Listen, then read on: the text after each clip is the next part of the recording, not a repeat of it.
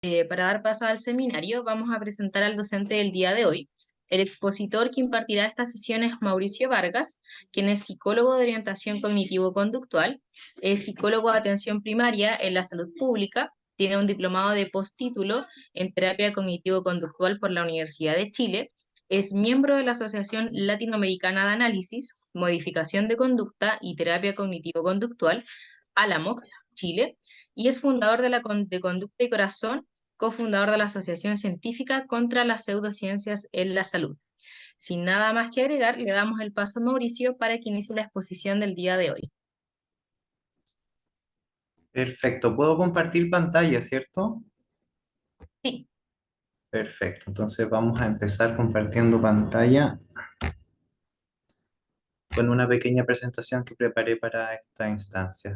Coméntenme ustedes si la logran visualizar bien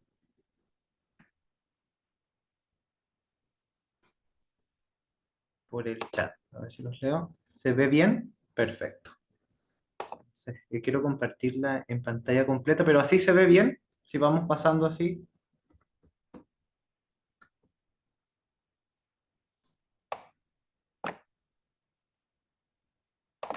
Sí, bien.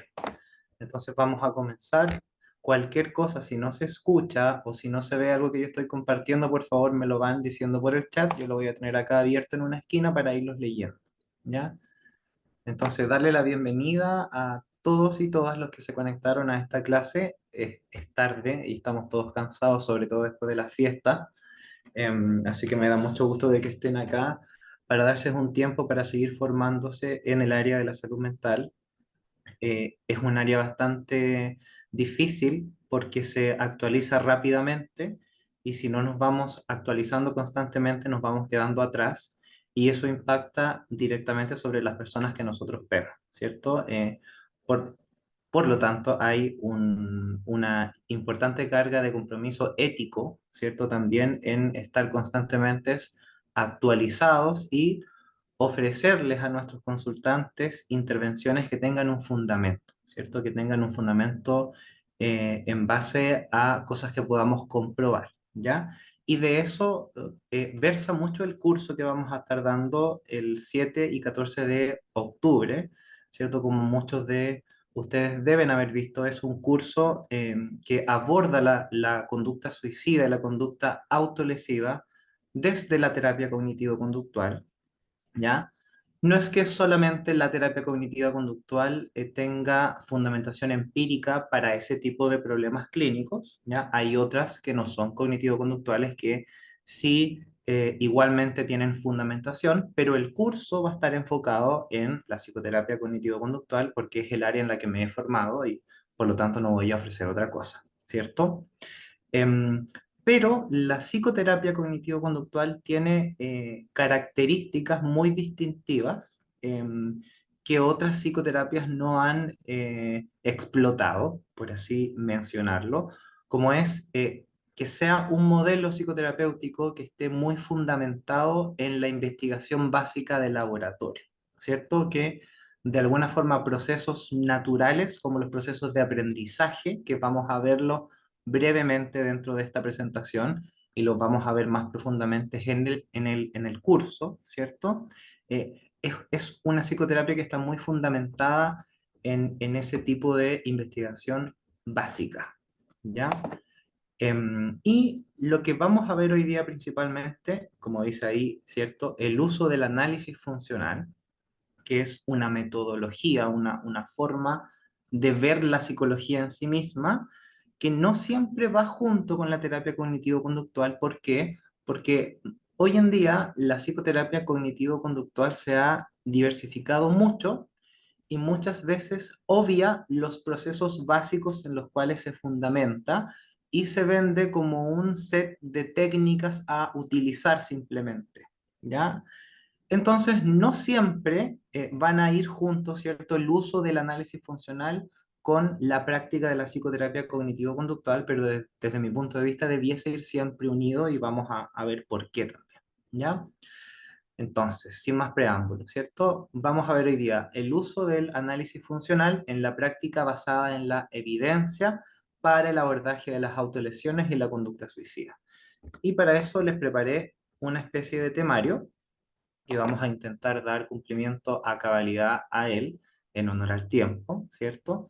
Vamos a ver primero, ¿cierto? ¿Qué vamos a entender por una práctica basada en evidencia? Ya que son dos temas fundamentales que vamos a ver en el curso y que por eso quise como comprimir en esta clase, ¿cierto?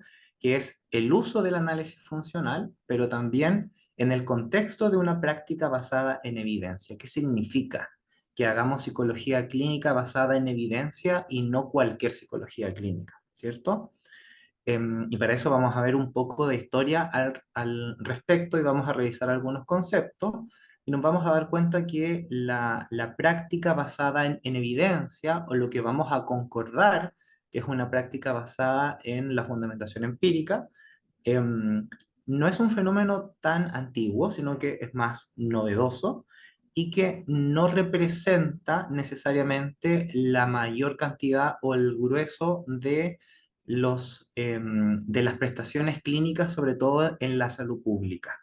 ¿Ya? De nada, de nada. Perfecto. Luego vamos a ver distinciones en lo que se conoce como investigación nomotética e ideográfica, que son dos formas de hacer investigación cuando se investiga cómo y por qué funcionan los tratamientos psicológicos. Y vamos a ver algunos problemas también que hay cuando nos proponemos investigar si una intervención psicológica funciona o no y qué es lo que está funcionando, ¿cierto? Muchas veces vamos a confundir la causalidad con la correlación y simplemente porque un cambio clínico ocurre después de una intervención, ¿cómo nos aseguramos que eso que cambió en el consultante se debe a la intervención que nosotros hicimos y no se debe a otra cosa? ¿Ya? Para eso es importante que se controlen variables y para eso es, ¿cierto?, la práctica de la investigación. Bien, vamos a ver luego varios ejemplos de psicoterapias de carácter conductual que tienen fundamentación empírica, ¿cierto? Y que han mostrado efectividad en la reducción de las autolesiones y en la prevención de la conducta suicida en sí mismo, que en el curso lo vamos a ver como cosas separadas, ¿cierto? Una cosa van a ser las autolesiones, que va a estar conceptualizada de una forma en particular, y otra cosa va a ser la conducta suicida, también conceptualizada de alguna manera más en particular, ¿ya? Aunque en la práctica estas cosas se junten, ¿ya? Pero para estudiarlas a veces conviene hacer distinciones. Y finalmente vamos a revisar un ejemplo y vamos a ver conceptos básicos de lo que es el uso del análisis funcional en las autolesiones y la conducta suicida y por qué es importante usarlo, ¿ya? Vamos para allá entonces. Entonces, yo les estaba comentando que primero, a la primera pregunta que vamos a intentar responder es, ¿qué es una práctica basada en evidencia? ¿Ya? Y acá nos vamos a basar principalmente en un paper, que es el que está a la esquina inferior derecha, ¿ya? Que es de David Barlow, que es un psicólogo que se ha dedicado bastante a estudiar lo que son las prácticas psicológicas basadas en una fundamentación empírica, ¿ya? Y como yo les comentaba antes, una práctica psicológica clínica basada en esta fundamentación empírica no es un fenómeno muy antiguo en la práctica psicológica, ¿ya? No siempre a quienes fueron pioneros o iniciaron la atención clínica de pacientes les preocupó, ¿cierto?, fundamentar mediante el método científico los procedimientos, ¿ya? Lo que se utilizaba principalmente era la observación clínica, ya la experiencia clínica del psicólogo, y mientras más experiencia clínica, o sea, mientras más personas veía, se supone que más fundamentada estaba su práctica, ¿ya? Vamos a ver en este curso que muchas veces lo más sesgado que los investigadores y los psicólogos vamos a estar es cuando confiamos en lo que vemos con nuestros propios ojos, ¿ya? los seres humanos tendemos a confiar más en nuestra propia experiencia que en las estadísticas, y eso es un defecto de nuestra propia psicología, ¿ya? Para lograr realizar una práctica de la psicología basada en evidencia, vamos a tener que valorar más lo que se ha investigado respecto de una temática que lo que nosotros vemos con nuestros propios ojos, ¿ya?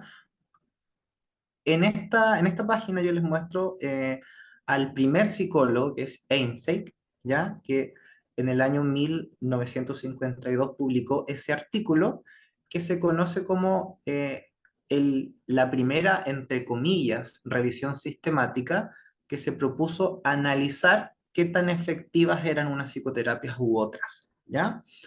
Esta primera revisión sistemática fue bastante criticada, tuvo muchos errores metodológicos, ¿ya?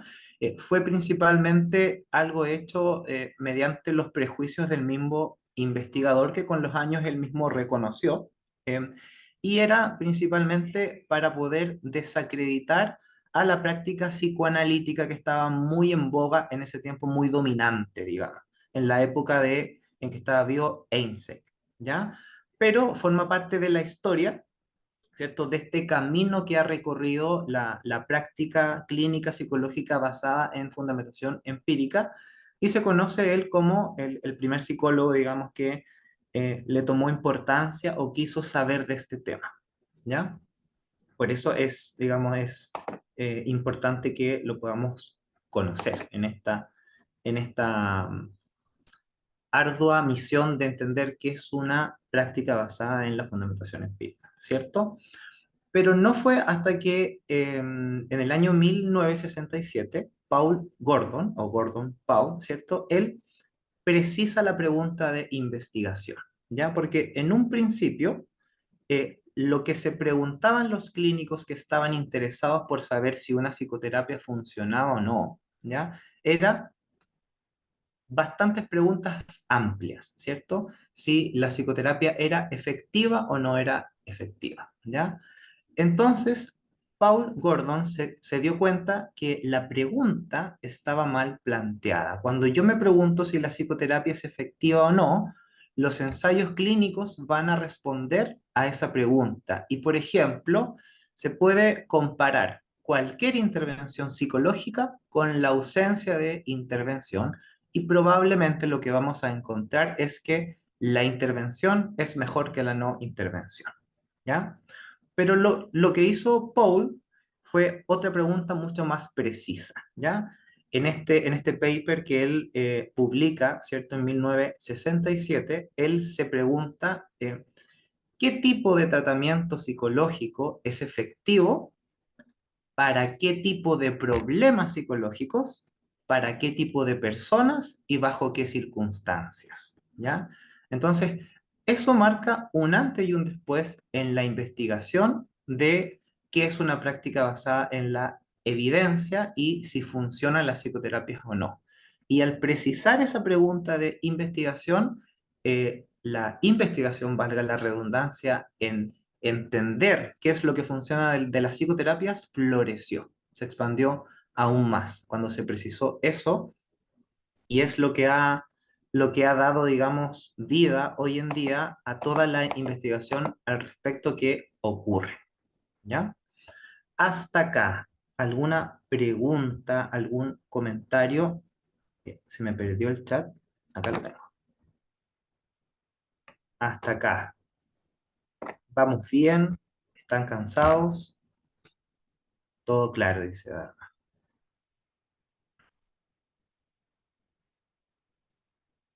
Todo bien, vamos bien, todo bien. Ya, perfecto. Su feedback es muy importante. ¿Están todos bien?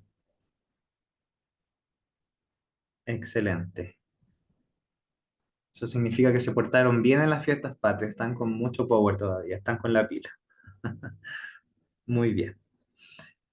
Excelente. Entonces íbamos, ¿cierto?, en que la práctica, ¿cierto?, de una psicoterapia que se base en estudios, ¿cierto?, que lo fundamenten, no es algo tan antiguo, es algo relativamente nuevo, que esto tiene un desarrollo histórico, ¿cierto?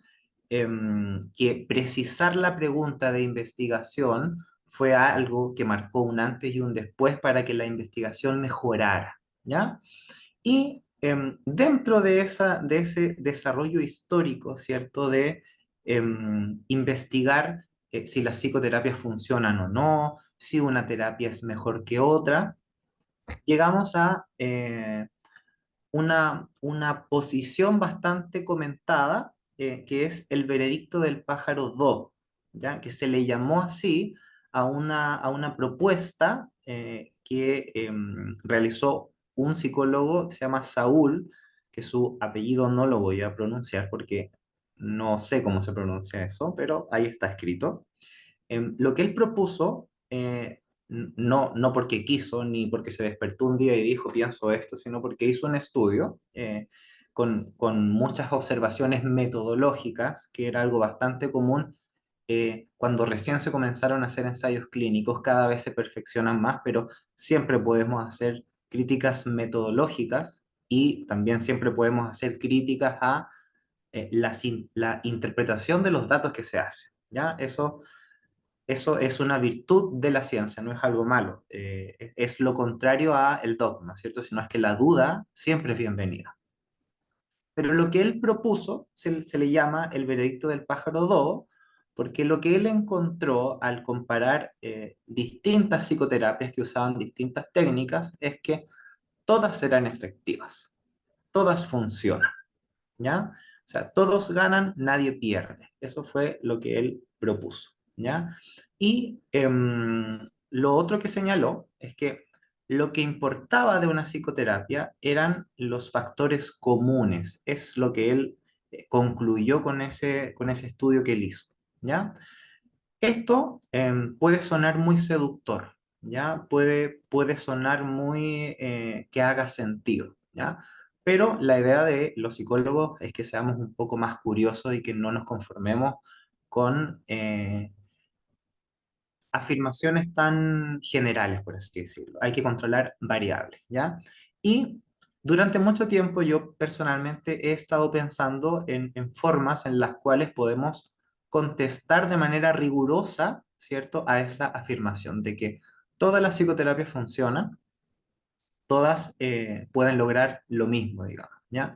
Y más que una respuesta rebuscada, pensaba yo en dar una respuesta sencilla que pudiese responder a esta afirmación. Y en una clase que tuve, me dice uno de los profesores que más admiro, digamos, me dice, ¿cómo todas las psicoterapias van a funcionar de la misma manera si no todas han sido investigadas de la misma forma? Y creo que esa respuesta es una de las que más me ha em, conformado provisoriamente, porque siempre hay que seguir investigando, pero da en el clavo, ¿cierto? Porque si uno mira la investigación que se ha hecho en distintos, ok, es, me dicen si podría repetir la pregunta. Entonces voy a partir del principio, ¿ya? Estábamos hablando, ¿cierto?, de que dentro del desarrollo histórico de la investigación respecto de las psicoterapias, de si funcionan o no funcionan, o cuál funciona más que otra, ¿cierto? Se propuso el veredicto del pájaro dodo, que lo que significa esto es que se propone que todas las psicoterapias funcionan, que no se distinguen, ¿cierto?, por técnicas que todas pueden obtener resultados terapéuticos satisfactorios, ¿ya? Que ninguna vale más que otra, eso es lo que se propone. La respuesta de las cuales yo le estaba hablando, ¿cierto? Exactamente, por los factores comunes, que eso era lo que hacía que funcionaba la psicoterapia, ¿ya? Pero lo que yo les compartía, ¿cierto? Es que una pregunta que me pareció a mí bastante reveladora y un buen planteamiento para refutar un poco esta idea de que todas funcionan por igual, es que, ¿cómo vamos a sostener que todas las psicoterapias funcionan por igual si no todas han sido investigadas de la misma manera? ¿Ya? Ese es el punto. Si uno revisa, ¿cierto? La cantidad de ensayos clínicos, la cantidad de revisiones sistemáticas y de metaanálisis que tienen las distintas propuestas psicoterapéuticas, nos vamos a encontrar con que hay diferencias grandes en la cantidad de investigación que han realizado, que se han dedicado a realizar, ¿ya? ¿Dónde se centra la mayor cantidad de investigación? En psicoterapia. Exactamente, como dice Ociel, hay psicoterapias que no se recomiendan. Exactamente, ¿ya? Entonces, como no todas han sido investigadas de la misma manera, en la misma cantidad y con la misma rigurosidad, no podríamos aseverar que todas funcionan de la misma manera, ¿ya? Y como cuáles. Bueno, vamos a intentar mantener un hilo conductor y luego, cuando lleguemos a las preguntas, vamos a intentar responder a esas dudas, ¿ya? Porque si no, me voy a desconcentrar. Muchas gracias por la comprensión. Bien. Entonces, ¿cierto? Esto fue bastante revelador para mí porque muchas veces intenté dar con una respuesta mucho más fundamentada, pero creo que a veces lo simple es simple porque abruma, ¿ya? Y si uno mira la cantidad de ensayos clínicos en los que se fundamentan los enfoques cognitivo-conductuales, se caracterizan porque los investigadores, o sea, quienes se dedican a la clínica cognitivo-conductual, han mostrado un interés bastante sostenido en el tiempo por probar lo que sus psicoterapias dicen que pueden hacer, ¿ya? Y eso es una característica distintiva de la psicoterapia cognitivo-conductual. Se ha caracterizado, ¿cierto?, por contar con muchos ensayos clínicos y con muchas revisiones sistemáticas, que son ya el estudio de los estudios, ¿cierto? Con un nivel de sesgo mucho menor porque controlas muchas más variables, ¿ya? Y creo que eso es algo que no debemos pasar por alto, ¿ya? Entonces, vamos a seguir.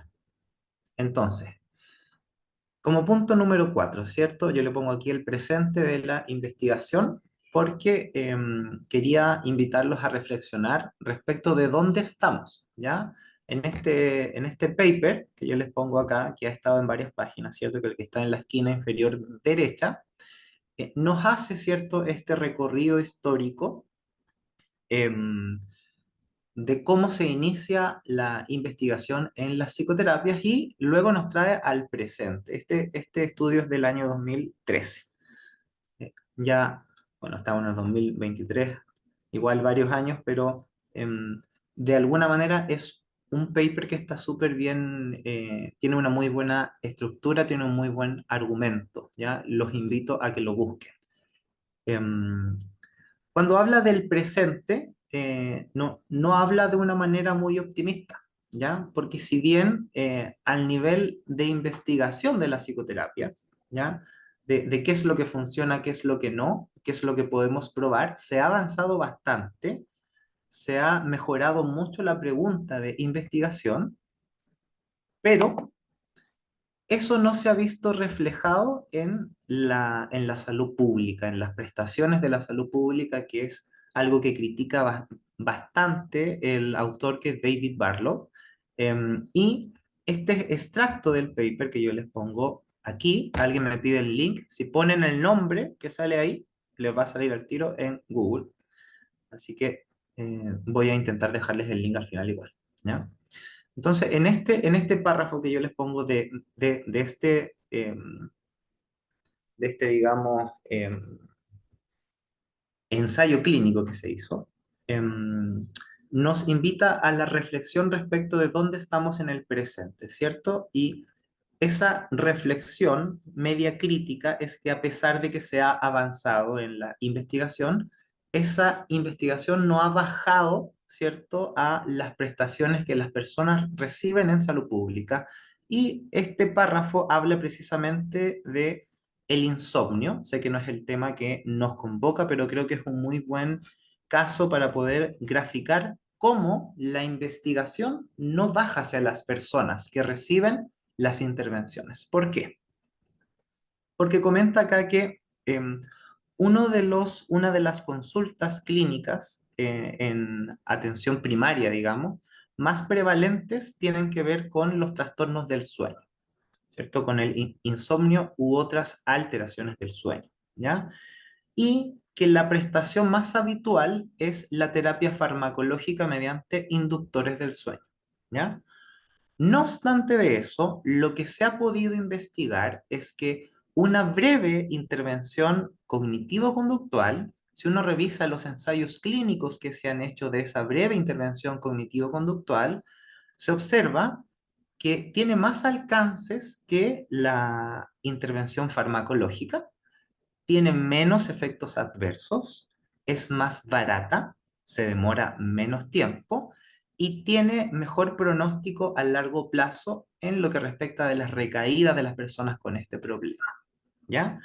Pero la cantidad de profesionales preparados para poder entregar esa oferta o esa prestación son muy escasos, ¿ya? Y esa es la crítica a la cual les invita a reflexionar el autor de este libro, que es David Barr, ¿ya?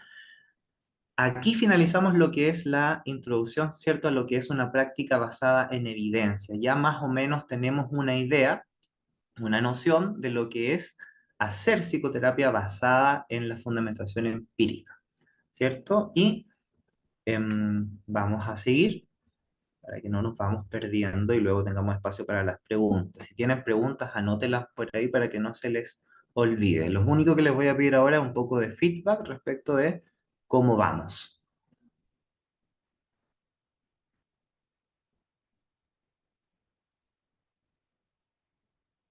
Todo bien, impecable, todo bien, súper. Falta para preguntar. Me van a subir el autoestima ustedes hoy día. Perfecto, muy bien. Súper, qué bueno. Me da mucho gusto. Qué bueno que les sirva, que sea una buena instancia para ustedes. Súper bien. Vamos a seguir entonces, ¿ya? Que nos queda un poco y así alcanzamos a revisar todos los contenidos. Entonces, vamos a la parte número 2.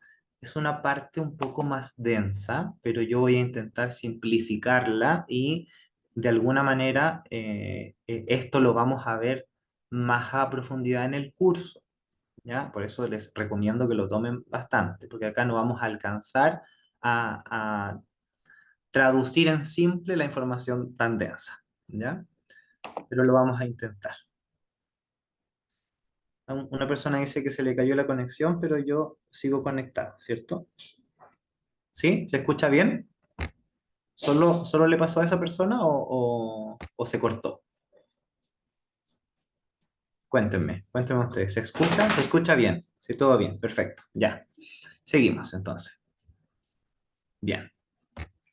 Entonces, esta parte se llama investigación nomotética e ideográfica, ¿ya? Dos formas de investigación, y otros problemas en torno a la investigación de las prácticas basadas en la evidencia, ¿ya? Y yo acá les pongo una cita para reflexionar.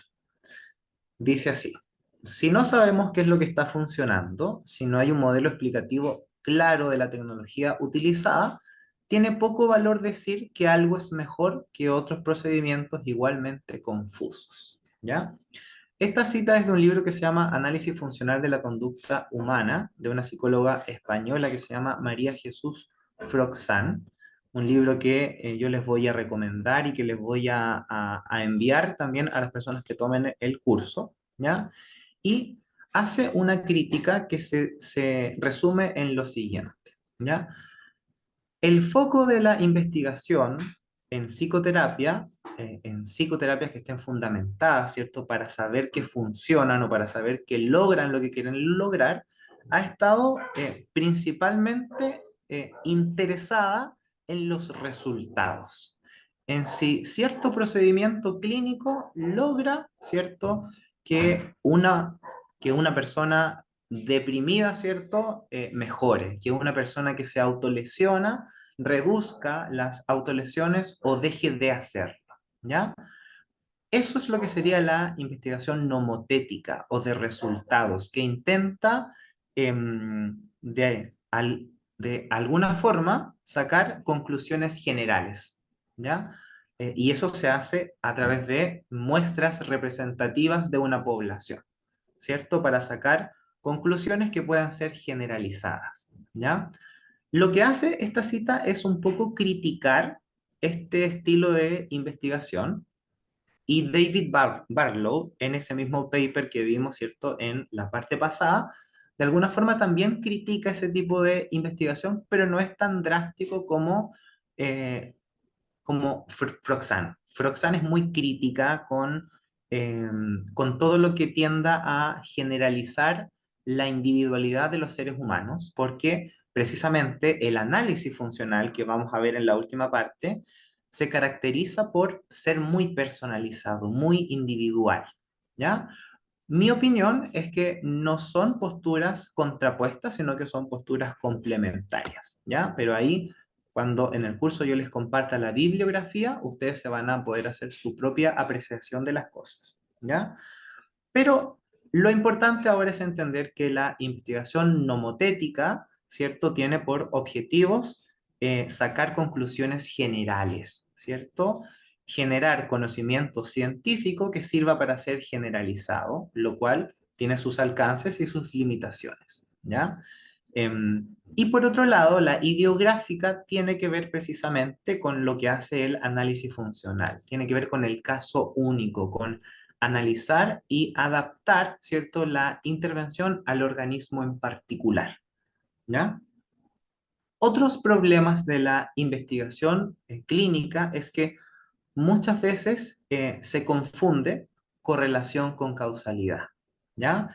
Eso es algo clásico, es uno de los sesgos principales que los investigadores poseemos todos, ¿cierto? Siempre los sesgos van a estar presentes y hay que asumirlos, que es concluir que los cambios que vemos en los consultantes se deben a la intervención y no a otra cosa. ¿Ya? Y eso es un caso por excelencia, eso pasa mucho. Y si no tenemos este conocimiento, si no sabemos de investigación en psicoterapia, va a ser muy difícil reducir nuestra cantidad de sesgos como psicoterapeutas, ¿ya? María Jesús Frozán, sí. Ahí hay alguien que conoce a María Jesús Frozán Parga, o Ciel. Bien, entonces vamos a seguir. Para ir finalizando, ¿cierto? La comprensión de lo que es una práctica basada en evidencia. Yo les pongo acá una especie de gráfico donde, si ustedes se dan cuenta, en esta pirámide, cuando más estamos basados, ¿cierto?, en la observación en primera persona o nuestra propia experiencia clínica, que muchas veces a los psicólogos nos pasa que endiosamos nuestra experiencia clínica, ¿ya? Vamos a darnos cuenta que se encuentran en los niveles más bajos de evidencia. ¿Por qué? Por el nivel de sesgo. Si ustedes se fijan en la tabla 1.1 que yo les pongo abajo, la experiencia clínica tiene el máximo nivel de sesgo. ¿Por qué? Porque hay menos variables controladas y, por ejemplo, es más fácil confundir la correlación con la causalidad cuando solo nos estamos informando en lo que nosotros vemos, en nuestra experiencia clínica, ¿ya? Y está claro ahí cómo se observa que mientras más variables controlan los estudios y los ensayos clínicos, menor es la cantidad de sesgo porque controlamos más variables, ¿cierto? Y eso es algo que los psicólogos tenemos que entender urgentemente, ¿ya? O sea, somos científicos del comportamiento y estamos entregando un servicio de salud. Es algo muy delicado, entonces hay que profesionalizarlo al 100%. ¿Ya? Vamos a seguir. Acá yo les pongo un cuadro, ¿cierto? Que construí, donde se ve lo que vimos que era investigación de resultados, investigación nomotética, ¿ya? No ideográfica, aunque algunas personas que hacen investigación de resultados intentan también, claro, incluir variables ideográficas, ¿ya? Principalmente lo que podemos observar en este cuadro, que compara algunas intervenciones, si ustedes ven la mayoría, si no todas, son de corte conductual, que son investigaciones nomotéticas que han mostrado fuerte fundamentación empírica para la reducción de las autolesiones y la prevención de la conducta suicida, ¿ya? La que tiene más soporte empírico, la que ha sido mayor investigada, es la terapia dialéctico-conductual, creada por Marcia Linehan, ¿ya? Si ustedes ven, ¿cierto? Ahí está el estudio, la intervención, la población de estudio y los resultados principales. Si ustedes observan, en todas las intervenciones de carácter cognitivo-conductual, hay una reducción significativa de la frecuencia de intentos de suicidio y hospitalizaciones. O en algunas, ¿cierto? Reducción significativa de la ideación suicida y de la mortalidad por suicidio, ¿ya? Eso es lo que nos permite hacer una práctica basada en la evidencia y no cualquier práctica psicológica, ¿ya? Yo no sé si les pasó a ustedes o no, pero en mi experiencia en la universidad, cuando nos formamos como psicólogos, hay una cultura del todo vale, del todos los puntos de vista son válidos y todos están bien. Ya como que no vi yo mucha, digamos, mucha potenciación de ese espíritu crítico, ¿cierto? De cuestionarse algunas cosas que se daban por hecho. No sé si la formación de ustedes fue igual o no, por si me pueden comentar, ¿cierto? ¿Sintieron que se criaron como en una cultura del todo vale? No te cases con nada, ¿sí? Lo vi bastante también. No te cases con nada. Gabriela dice que sí, eclecticismo. Claro, claro, claro, esta mezcla indiscriminada de un poco de esto, un poco de aquello, claro, también se daba bastante.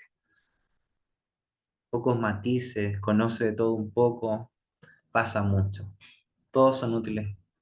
Un enfoque según el consultante. Claro, son cosas muy amplias, ¿cierto? Y uno sale después de 5 años con bastantes temores y bastante miedo de lo que tiene que hacer. Pero bueno, estamos acá ya. Falta diferenciar de manera objetiva, sí. Sí, faltan muchas cosas que hacer en psicología clínica, así que por eso es muy bueno que existan consultoras, ¿cierto? Que nos permitan hacer estas instancias. Claro, bien. Entonces, bueno, este cuadro que yo le mostré, ¿cierto? Es para que ustedes pudiesen tomar en conocimiento algunos ejemplos de psicoterapias cognitivo-conductuales bien establecidas para el tema que nos convoca, ¿cierto? Que son las autolesiones y la conducta suicida, ¿ya? Entonces vamos a seguir, que ya hemos avanzado harto y llegamos a la parte del análisis funcional. Bien. ¿Están muy cansados o quieren seguir?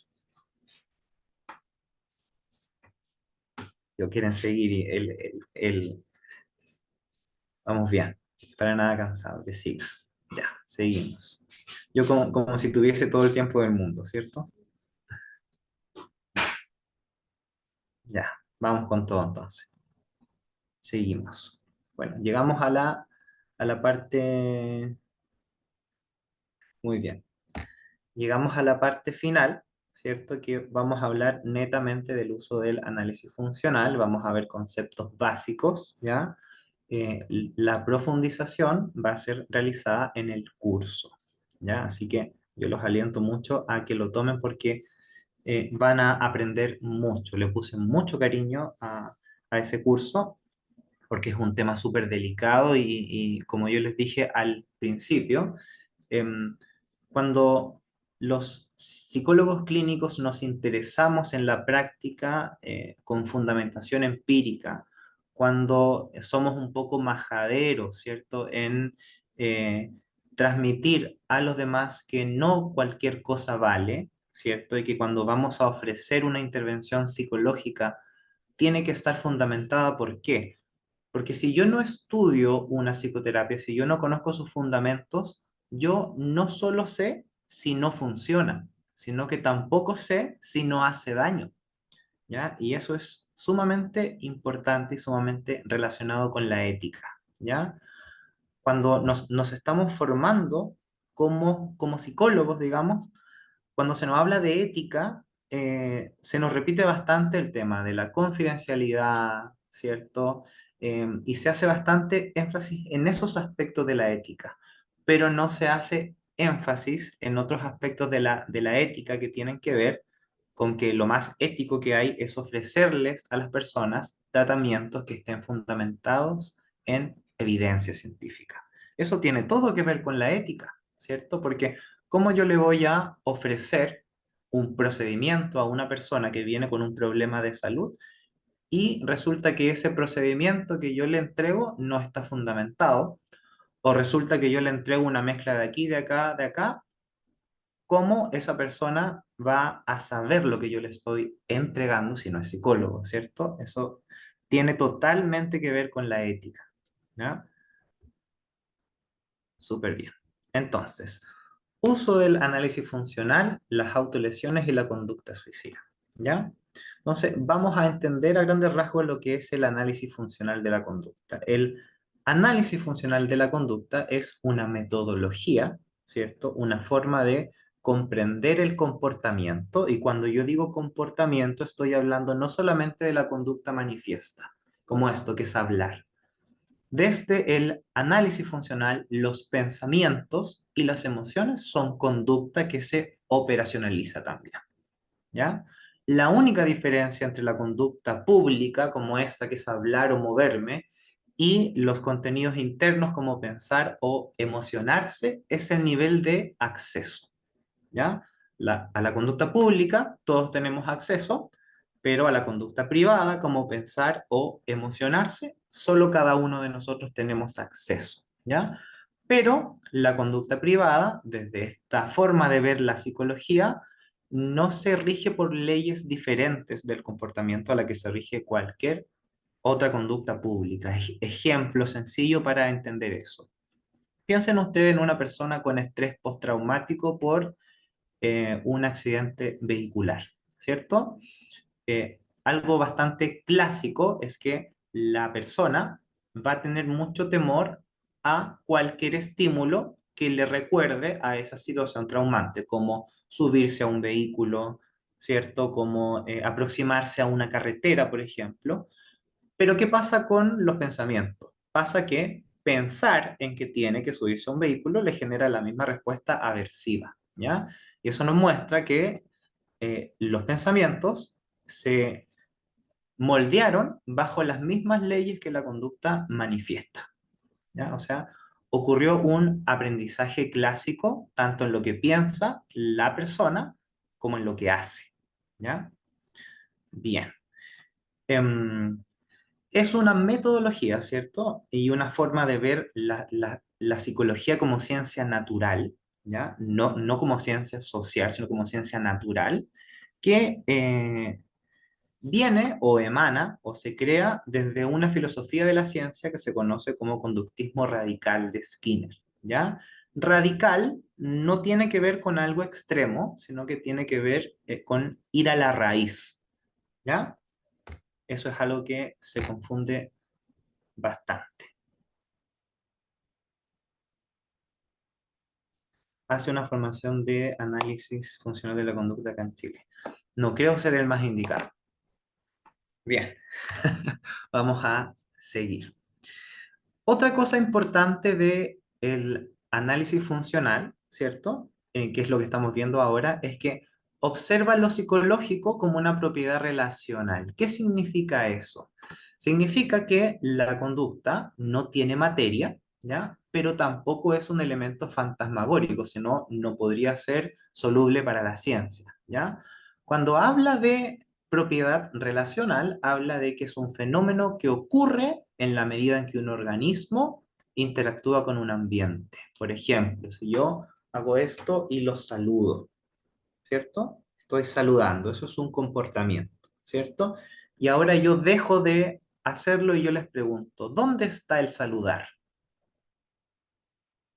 Pueden decir ustedes, está en la mano, está adentro de la mano, está adentro mío, y la respuesta que da esta aproximación de la psicología es que el saludar no está en ningún lugar, porque es una conducta, la conducta no tiene materia y la conducta solo existe en el momento en que un organismo interactúa con un ambiente. Yo soy un organismo, ustedes forman parte de mi ambiente en este momento y por lo tanto aquí ocurre el fenómeno psicológico, me estoy comportando.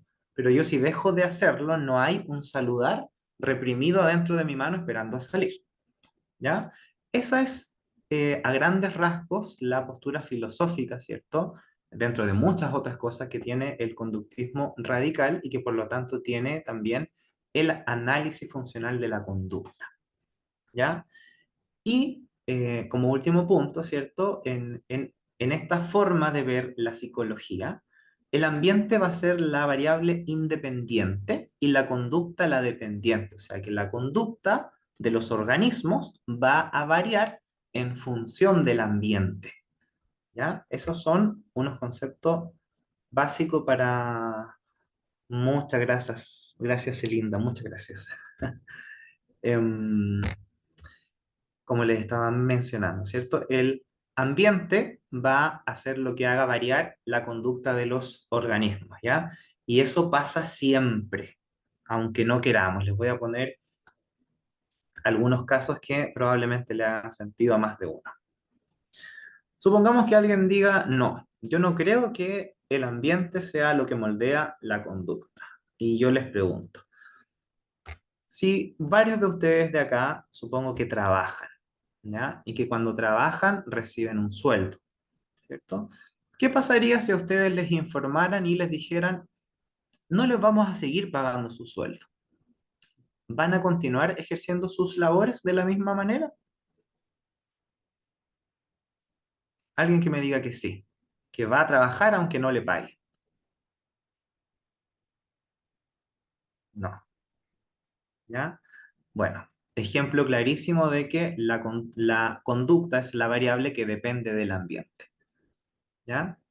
Muchas veces el conductismo, que, ojo, el conductismo no es una terapia en sí mismo, el conductismo es una filosofía de la ciencia, en este caso el conductismo radical, porque existen muchos otros tipos de conductismo que no vamos a ver, acá estamos hablando del conductismo radical, es una filosofía de la ciencia, no es una terapia, ¿ya? Y muchas veces, y en la universidad se ve como un contenido anticuado, como un contenido que pasó, pero eso solamente refleja el desconocimiento que existe respecto de lo útil que sigue siendo hoy en día para entender el comportamiento humano.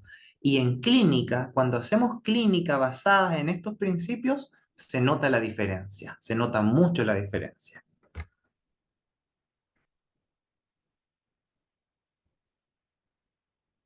Claro, sí, eso que dice Lucas es bastante común, ¿ya? Bien, vamos a seguir, ¿ya? Entonces, otra de las características principales del análisis funcional de la conducta es que está basado en los principios de aprendizaje, ¿ya? Los principios de aprendizaje son fenómenos naturales que ocurren en la naturaleza, que ocurren ahora mismo, están sucediendo y se los voy a explicar también con otro ejemplo bastante claro y contingente, digamos, ¿ya? Hay distintos principios de aprendizaje que se han conceptualizado, el uniestimular, el clásico y el operante, ¿cierto? Cuando hablamos del uniestimular, por ejemplo, estamos hablando de la habituación. Cuando nos exponemos constantemente a un estímulo, nos habituamos a él, ¿ya? Y también la sensibilización. ¿ya? Cuando un estímulo no deja de ser novedoso y por tanto nos moviliza bastante, ¿ya? El clásico tiene que ver con aprender por asociación de estímulos y el último, ¿cierto? Que es el aprendizaje operante, tiene que ver con una clase de aprendizaje que se selecciona por las consecuencias que recibe un organismo posterior a emitir una conducta, ¿ya? Eso lo vamos a revisar al detalle en el curso porque va a ser muy importante para que ustedes aprendan a hacer un análisis funcional, ¿ya? Pero acá no me puedo extender en cada uno de ellos. Sí, les voy a dar, les voy a mostrar cómo es que estos principios de aprendizaje ocurren a cada momento y están ocurriendo en este momento. ¿Por qué? Por ejemplo, imagínense que ustedes se hubiesen conectado a esta clase, ¿ya? Y yo estuviese aquí con un torpedo, sin mirarlos, estuviese leyendo para acá, me distraigo a cada rato. Yo estoy administrándoles consecuencias a ustedes que son desagradables, son aversivas, que reducen la probabilidad de que ustedes quieran volver a conectarse a una clase que yo dé o que ustedes quieran ir al curso que yo voy a dar. ¿Ya? Porque yo, como un estímulo que soy en el ambiente de ustedes, me hubiese empezado a asociar a cosas desagradables. Por ejemplo, a alguien que no sabe lo que está hablando, a alguien que no tiene respeto por el tiempo de los demás, ¿cierto? Y se empieza a generar inmediatamente la asociación. Pero si yo, ¿cierto? Los miro, los saludo, intento llevar el hilo de lo que ustedes preguntan, intento hablar de forma clara y fluida, estoy administrando otro tipo de consecuencias y por lo tanto me empiezo a asociar a otras cosas, ¿ya? Esa es una muestra de cómo los principios de aprendizaje ocurren a cada momento, ¿ya? Y el uso que podemos darle en la psicología clínica es tremendo. Pero eso no se limita a la psicología clínica, ¿ya? Eso se le pueden dar usos en cualquier otra forma de vínculo, digamos, ¿cierto? Hay una pregunta, pero igual, dice. Vamos a ver, seguimos allá.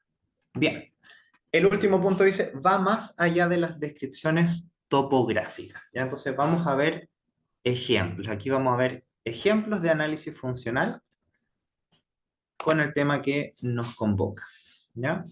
Este libro lo vamos a usar bastante en el curso, ¿ya? Y cuando vamos a hacer un análisis funcional de la conducta, vamos a establecer una relación de contingencias entre determinadas cosas, ¿ya? Vamos a analizar la conducta, que es la respuesta, en este caso serían las autolesiones, ¿ya? De un organismo en particular, ¿ya? Pero esa persona no se autolesiona en la nada, sino que antes de que se autolesiona ocurrió alguna cosa que es un desencadenante o un gatillante, y luego de que se autolesiona, ese organismo recibe una respuesta. Algo pasa, alguna consecuencia obtiene, ¿ya? Entonces yo acá les preparé dos casos, ¿ya? Y con estos casos vamos a distinguir en por qué el análisis funcional no es solamente topográfico, cuando yo digo que no es solamente topográfico o morfológico, es que no se basa en describir cómo se ve una conducta y cuánto se repite o qué tan intensa es. Todo eso es topográfico y morfológico, de forma de la conducta. Por ejemplo, llorar, ¿ya? Si yo veo a una persona llorar y veo a una persona que es depresiva, ¿cómo distingo ese llorar de una persona depresiva al llorar de una persona que está llorando por algo ocasional que no es depresiva? ¿Cierto? Morfológicamente, topográficamente, el llanto es el mismo. La diferencia va a ser funcional. ¿Para qué está llorando? ¿Por qué está llorando? ¿Ya? Eso intenta responder el análisis funcional de la conducta. Entonces, fíjense en el primer caso, ¿ya? Cuando yo coloco antecedente, Y dice ahí, un adolescente se siente poco atendido por sus padres. Eso es el antecedente a la respuesta, ¿cierto? Y obviamente aquí yo asumo que conozco mucho más de la historia clínica de ese joven, ¿ya? La respuesta o conducta, que se le suele decir en la jerga conductual, ¿cierto? Es lo que hace, lo que emite, lo que estamos estudiando, es la autolesión. El adolescente se autolesiona, ¿cierto? Y lo que hemos observado es que en esta cadena conductual, la respuesta, la consecuencia que suele tener esa respuesta en ese organismo en particular, es que los padres aumentan la atención hacia el hijo cuando él se autolesiona, ¿ya? Pero fíjense cómo cambia en el ejemplo de abajo, ¿ya? El antecedente es un adolescente que comienza a tener recuerdos sobre un evento traumático, ¿ya? La respuesta es la misma, es exactamente la misma en forma, ¿cierto? El adolescente se autolesiona, se lastima. Pero la consecuencia acá es diferente a la de arriba, ¿cierto? Lo que obtiene como consecuencia ese organismo en particular tras emitir esa respuesta es que luego de que se autolesiona, retira el foco atencional de los recuerdos, ¿ya? Entonces, ¿qué función tiene esa consecuencia? Nos preguntamos cuando hacemos un análisis funcional. La de arriba, ¿cierto? Los padres aumentan la atención de el hijo puede tener más de una función. Puede tener una función de reforzamiento negativo porque retira el que se sienta solo, ¿ya? Y cuando se resta una estimulación aversiva, eso se conoce como reforzamiento negativo. ¿Por qué? Porque aumenta la probabilidad de que la respuesta se repita, porque cuando el organismo lo hace, aprendió a que un malestar se retira un poco. Pero también puede tener reforzamiento de carácter positivo, porque la atención de los padres, ¿cierto? Su proximidad, su preocupación es una estimulación apetitiva, o sea, placentera, ¿cierto? Que también aumenta la probabilidad de que la respuesta se repita. Pero en el caso de abajo, la función parece ser solo de reforzamiento negativo, ¿ya? ¿Por qué? Porque cuando el adolescente se autolesiona y obtiene como consecuencia que aquello que lo estaba abrumando en sus pensamientos tiende a irse, a retirarse, entonces probablemente lo va a seguir haciendo, ¿ya? Esa es la relación de triple contingencia, digamos, que se hace cuando hacemos un análisis funcional y empezamos a ver cuál es la función que la conducta tiene y no solamente describimos la forma en cómo se muestra, ¿ya? Esto lo vamos a ver mucho más en detalle en el curso, ¿ya? Pero es para que tengan una idea básica de lo que implica un análisis funcional, ¿cierto? De sus presupuestos, como lo revisamos acá, ¿cierto? Y sus aplicaciones también. Y bueno, eso es lo que yo les tenía preparado a ustedes para el día de hoy. Espero de verdad que haya sido provechoso. Intenté condensar mucha información y espero que haya estado a la altura de lo que ustedes esperaban. ¿Ya? Eso. Vamos a ver el chat. Se entendió todo, me dice. Pucha, qué gusto leerlo, de verdad. Ahora podemos pasar al bloque de preguntas. Las personas que quieran hacerle una pregunta al expositor pueden en las reacciones levantar la mano y así en orden le vamos a ir dando para la palabra para que puedan hablar.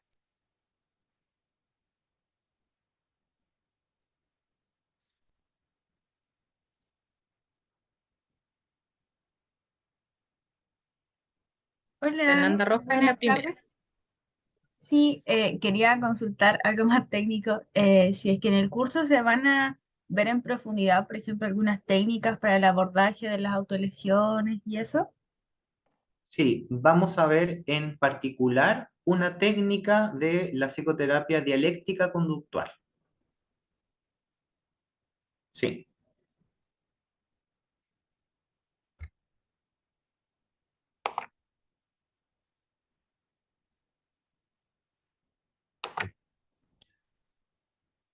¿Alguna otra pregunta? Seguimos con Ariel. Hola, hola. Hola, Buenas, Ariel. hola, ¿qué tal? Buenas noches. Tengo una pregunta que es como de nivel teórico.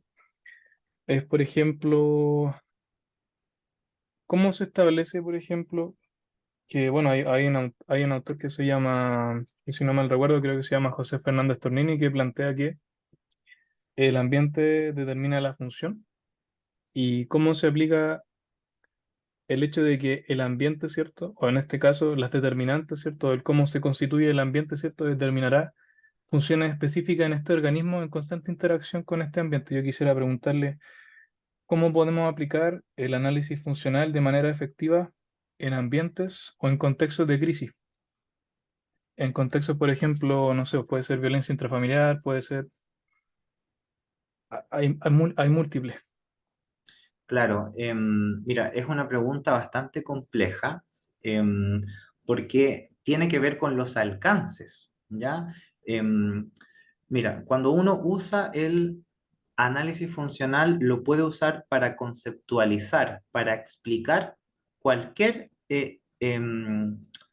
cadena conductual, ¿ya? Ya sea como tú dices, de violencia o de crisis, ¿ya? Pero eso es una conceptualización, o sea, lo vamos a conceptualizar en términos funcionales y en términos de principios de aprendizaje. Ahora, de esa conceptualización, ¿qué tan viable va a ser que nosotros podamos modificar ese problema? Va a depender de otras variables, ¿cierto? Va a depender de cómo ese ambiente existe, ¿ya?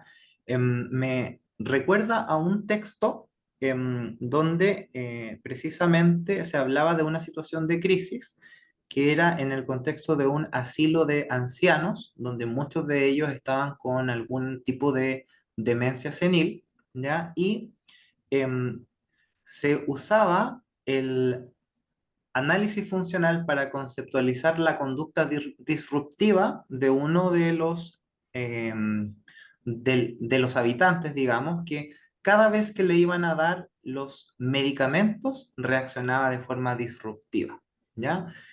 En esa instancia sí que se pudo hacer algo porque se pudo observar que ese comportamiento disruptivo estaba siendo reforzado sin querer por las enfermeras, ¿cierto? Que le insistían una y otra vez y le atendían una y otra vez sus alegatos, digamos, ¿ya?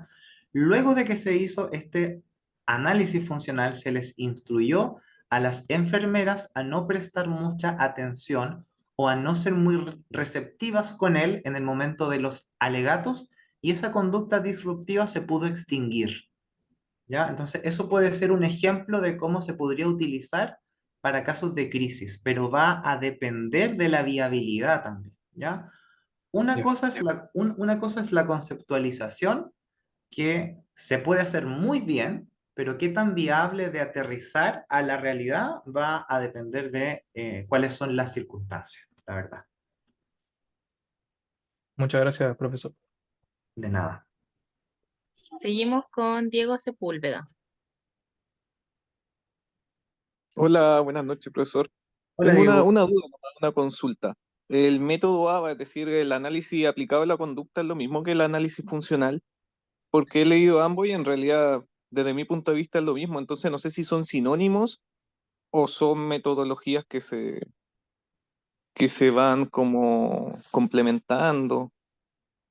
Sí, bueno, hay algunas discusiones respecto de eso, pero yo diría que son cosas distintas. Yo lo que intento separar es, en primera instancia viene el nivel filosófico, ¿cierto? La filosofía de la ciencia, que en este caso sería el conductismo radical. Luego viene el nivel, digamos, experimental, que sería el análisis experimental de la conducta. Y luego vendría el nivel aplicado, que es el análisis aplicado de conducta, que es cuando llevamos lo que se aprende en nivel de laboratorio a problemas sociales, ¿ya? Y eso es lo que hace el ABA, digamos. que se caracteriza por estar como encasillado en los problemas del neurodesarrollo, digamos, pero que no se limita a ello, digamos, sino que ha sido como una costumbre que se enseñe solo para eso, pero podría Claro, tener es que aplicaciones en realidad muy... algunos creen que es como una terapia enfocada, por ejemplo, a niños con TEA, etcétera, pero en Exactamente, realidad es una metodología conductista por que también supuesto. tiene el ABC conductual del mismo análisis funcional. Entonces, por Así eso es. yo cuando los leo de Sí, repente, digo, oye, pero si esto es lo mismo, po. Entonces, no sé si se le exactamente. puso ese eslogan para llevarlo a trastornos del neurodesarrollo, más que nada como para identificarlo en ese aspecto, no lo sé. Yo creo que eso ha sido un tipo de tendencia, no sé si por coincidencia o no, pero se ha dado bastante, sí. Pero los concibo como dos cosas distintas, ¿ya? Como que el análisis de la conducta utiliza el análisis funcional de la conducta, ¿ya? Eh, Y eso vamos a, creo que fue una muy buena pregunta porque de esa forma se puede como conceptualizar y profundizar en el mismo curso que vamos a ver. Así que, súper bien. Gracias, profesor. De nada. Seguimos con Evelyn Flores. Hola, Hola, Evelyn. hola, ¿se escucha? Sí, se escucha muy bien. Hola Mauricio, gracias por tu presentación, todo súper claro. Qué Yo bueno. me quedé con una duda de al principio casi, que tenía que ver con cuáles serían las psicoterapias no recomendables o no recomendadas, que lo pregunté ahí Ya, por el chat, pero me quedé ahí con la duda. entiendo. Qué difícil decir esto. Sí, es que a propósito también, la pregunta después me volvió a hacer eco cuando hablaste de la ética y respecto de esta ausencia de crítica, Claro, como de los enfoques y de esto de como todo vale. Entonces, en esa claro, misma línea, vuelvo exactamente. a plantear la duda. Bien.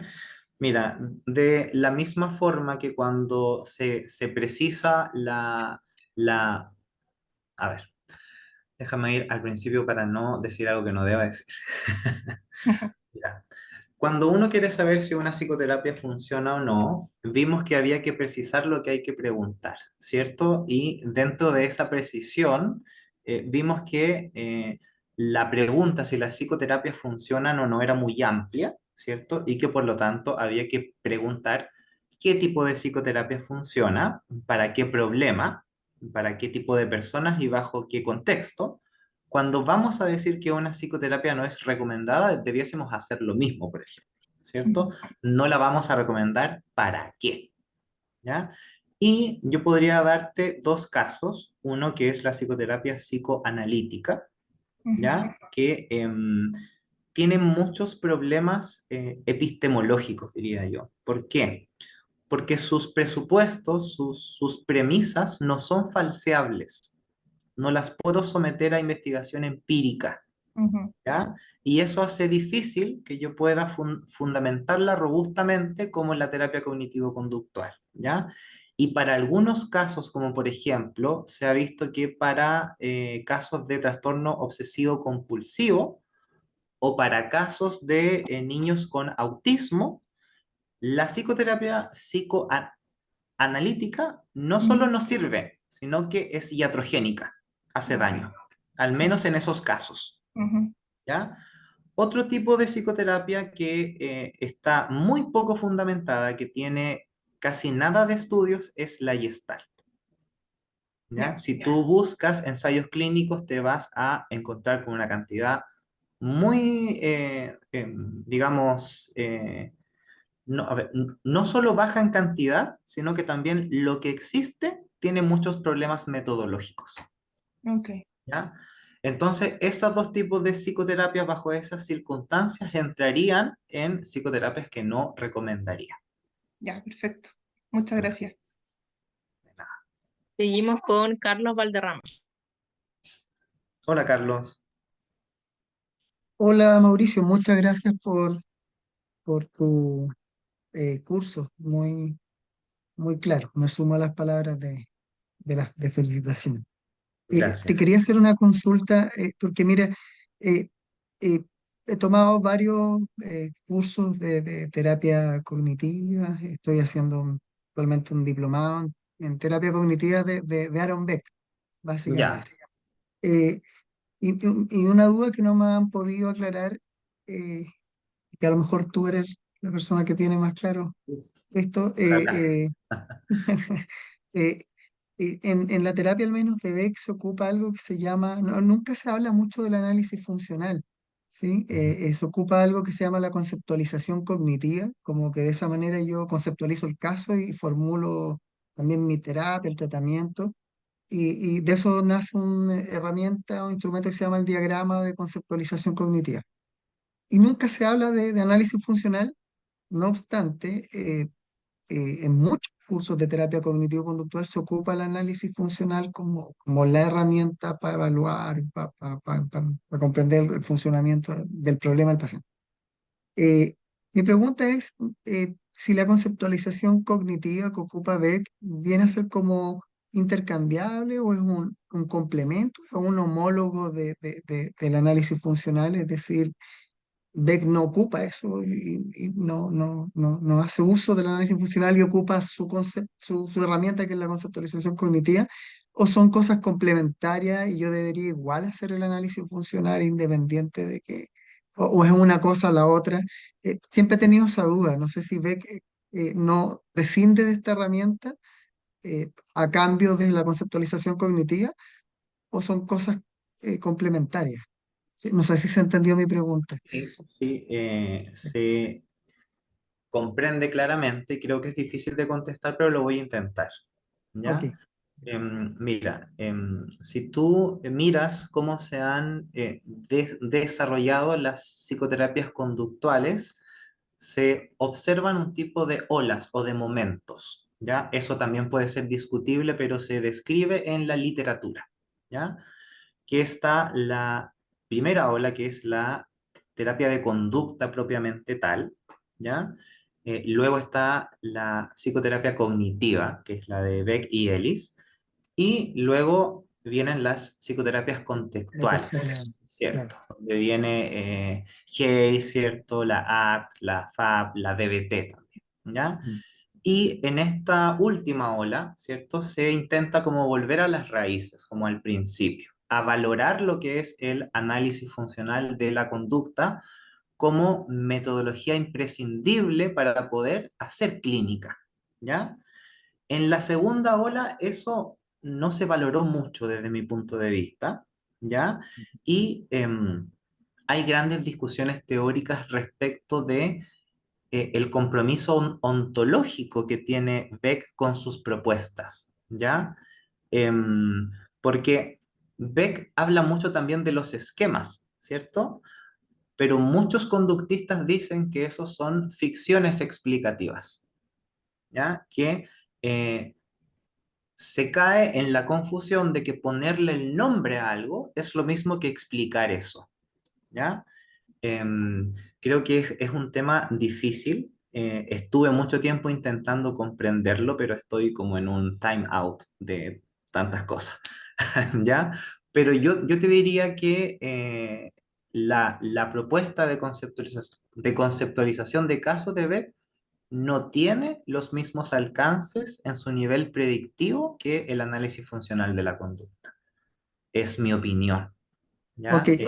por tanto, estaría bien, o sea, Beck finalmente no ocupa el análisis funcional, ¿sí? Mm, no lo Ocupa, veo mucho yo. ok, es que nunca lo he visto en Beck, entonces quería saber Exactamente. si era que yo no lo estaba viendo y que se ocupa No, igual o ya, él ocupa la mm, conceptualización cognitiva, ok, no, claro, o sea, los cognitivos Beck se alejan más de lo conductual.